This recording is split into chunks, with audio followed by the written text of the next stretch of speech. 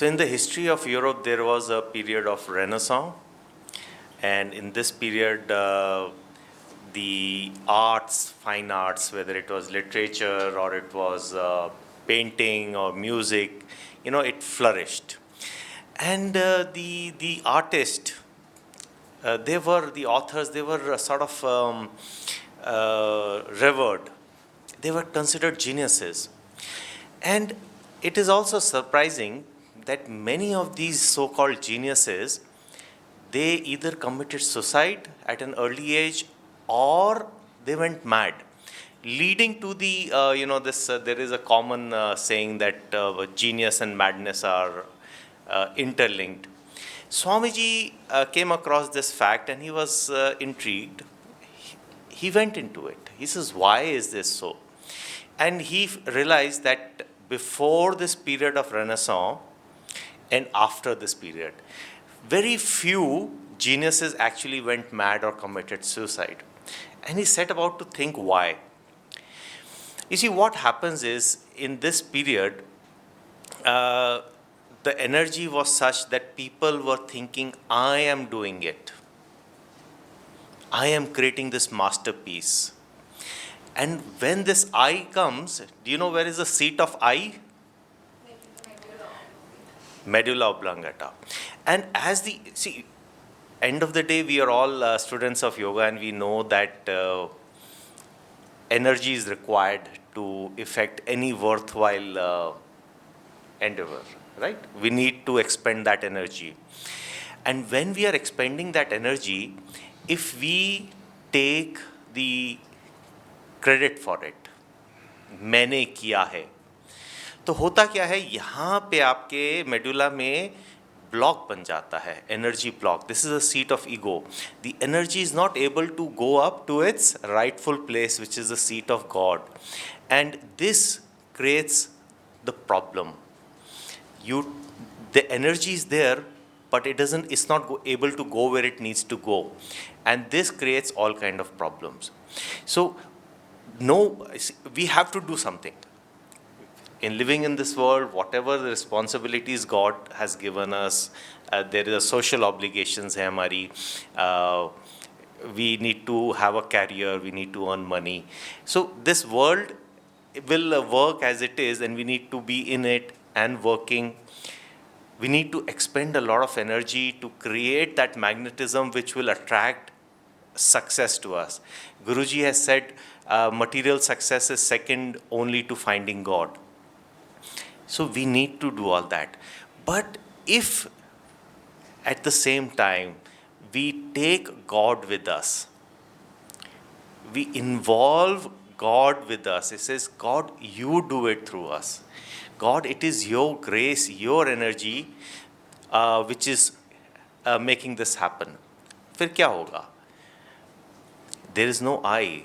This will remain clear, the medulla, and the energy will actually be able to flow freely up to its natural place. Swamiji in his life has many beautiful examples for us to learn from. So in the Ayodhya, the village, the Ananda village in California, there is a place called Ayodhya. So he was up there, slightly higher up, and he was looking down at the village, and it was evening, and there were all the lights, and it was a beautiful sight. And the thought came to his mind, I have done it. And see, it is right. The thought is in itself is right. He has single-handedly created Ananda. And then he was not happy with the thought. He says, no, this is too limiting. He found it uncomfortable. And he changed the thought to, God, you have done this through me. And immediately he found that thought very expansive. This is something we need to understand. Jesus in Bible, it is said, Jesus said, seek ye the kingdom of God first, and all other things will be added unto you. So it's just a direction of where you're looking at. Are you looking towards light, or are you looking towards darkness? The light here is understanding and acknowledging that it is God's grace, God's energy, which is doing everything through you. And why is this not true? सच है या गलत है? Let us think over it. Who created this universe? How was this universe created?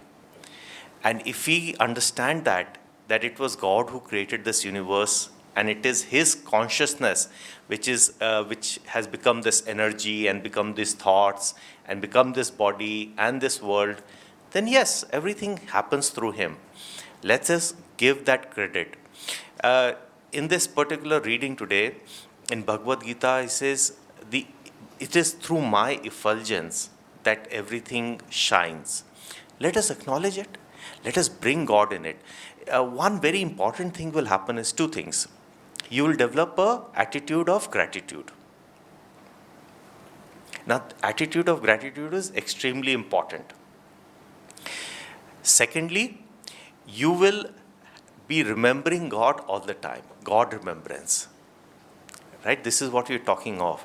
Instead of saying, I am doing it, I am so nice, I have made such a good sabji today, I drive the car so well. So instead of saying all that I and created, what a block here, we say, Aapne kiya hai. Thank you, Guruji. Thank you, Bhagwan. Aapne kiya hai. So let us do that. Om Guru. Good morning, everyone. I will also share a few thoughts. Pankaj ji said that ego is at the point between the eyebrows, medulla oblongata. And then this is the seat of soul consciousness. Now, everybody probably heard of it, isn't it? This is probably not the first time we talk about it. Now, everybody has this point. I also have this point, surprisingly. And then he also said that when we are ego consciousness, something happens. In fact, if you watch Swami Kriyanandaji's video, or even any of the teachers' video where they talk about how the soul, ego conscious people behave, they talk like that, no? Like seeing the world under their nose. But I haven't seen anybody like that, other than in the movies or when I see like that, right? I don't know if I walk like that at times also or not. But I am really confident that I am not living in soul consciousness all the time. So this question was in my mind, like, well, when is this thing? No, it has to be really getting heavy at some point. But I never noticed it. Now, lately, I have started noticing that it does become a little heavy. I don't know whether I should be happy about it or not, because that means that the ego is active at that moment. And it really, there is something that you feel here. And when do I feel that? Especially when I'm feeling a little threatened, or someone is basically attacking me and I'm sort of in a defensive way. Not something which is not comfortable. All of a sudden, not my, I would say, existence is at stake, but something, my ideology is at stake, or something like I'm just not, I want to protect now. I feel that I have something to protect. And that was a good thing for me to notice that, okay, yeah, this does work. And in fact, another parallel thought I will share is like recently, last week I think, Ananda celebrated 50 years of its existence since Swami Kriyanandaji first founded, and then they built a beautiful temple of light. And recently I think they shared a video of the dedication of the temple also. And many great saints or saintly people from different religions were present there, and then they were sharing their approach, their religion's approach to God or to self-realization. And it was very touching to understand, see that it's very similar. Actually, it's the same. And then everyone was sharing in their language, their expressions were different, the stories were different, but it was saying the same thing. So one of that, one was Rabbi, and he gave a beautiful story. And then that's just the glimpses I will share, and then I'll let you just watch that video because it's very beautiful. So he said about, again, like one of the students came to the rabbi and asked him, like, what is so special about Judaism? Tell us. Now, this particular person who was wise, he went there, and what was his response? He took the stick and put it on his head, hit his head. And this rabbi says, I like that response, you know. And why did he say that? Is because like these questions, there's no point talking about it. But yet, we talk about them, and we talk about them, and we talk about them. The rabbi's response when he hit is like, this is about the practice. As Swamiji said, I think Pankaj also said, I think last time, or I don't know, one of the classes, like how long is the spiritual path? It's just from here to here. And then he was saying yesterday, this takes long time, like sometimes millions of incarnations. If you think that you are a long traveler, no, it takes some time. But that is what the practice is. Practice is from ego to the soul consciousness. Now, what is the problem? And the problem is the same thing that I was facing. I really didn't know. When is it that I am ego conscious? I didn't know when I was necessarily soul conscious, because we are not necessarily the people who look the world under our nose. That is not our day-to-day realities. Yeah, we get angry at times and whatnot, but in general, we're good people. But then still, there is ego, and this is a different kind one. And for that, I also highly encourage another book that Swamiji has written, because it is a practice. We have to expose that within ourselves, not as a judgmental category, so that we have a choice now. Unless we see that there are two differences, we won't be able to make that choice. This is a sentence by Yogananda ji. When he was asked about something, he said, I have killed Yogananda long time ago. Who resides in this body is just God. Think about it for a moment. Same thing Swami Kriyananda ji rephrased in a different way. He says, I am responsible for an event called Swami Kriyananda. In both these events, and again, if you look at any saint's life, there's a beautiful movie also I like to watch at times on the life of Padre Pio. And then he also did many miracles in his life. And then towards the end of his life, one of the reporters went to him and says, Padre, you did so many miracles in this lifetime, didn't it?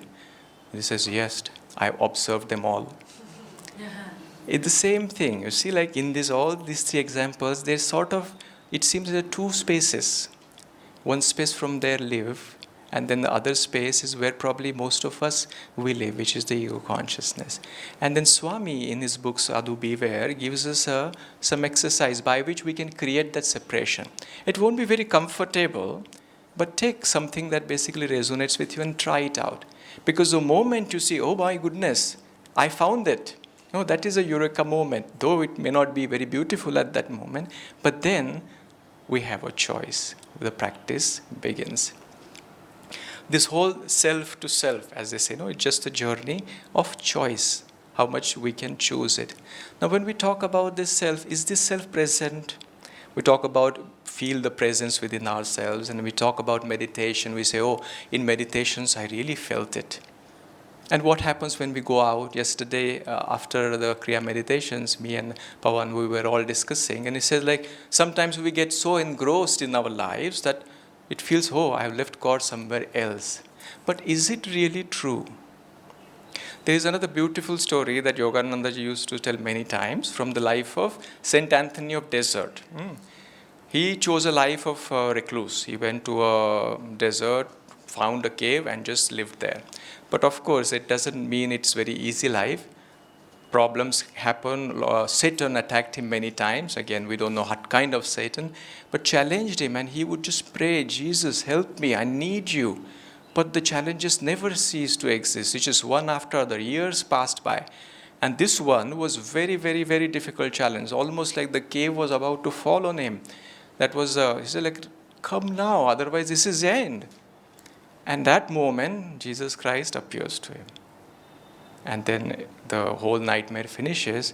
And they said, my Lord, all these years I was praying, why didn't you come? And to which Yogananda ji sweetly says, the answer Jesus gave it, Anthony, I was just the same with you. And isn't that true? We talked about this path is of self-realization. And what is that realization?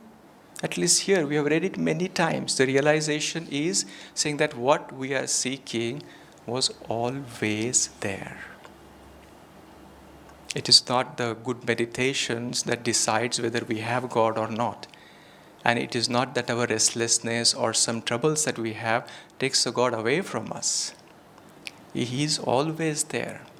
And that, of course, we want to realize to the fullest capacity, just the way masters have. But what is the choice we have right now is to live in that understanding. If any of these sentences touch you, this is the time to cling them. Not only when we are actually feeling that presence, but even when we are not. There's a beautiful song that Swamiji has written, and then we sing it at times here.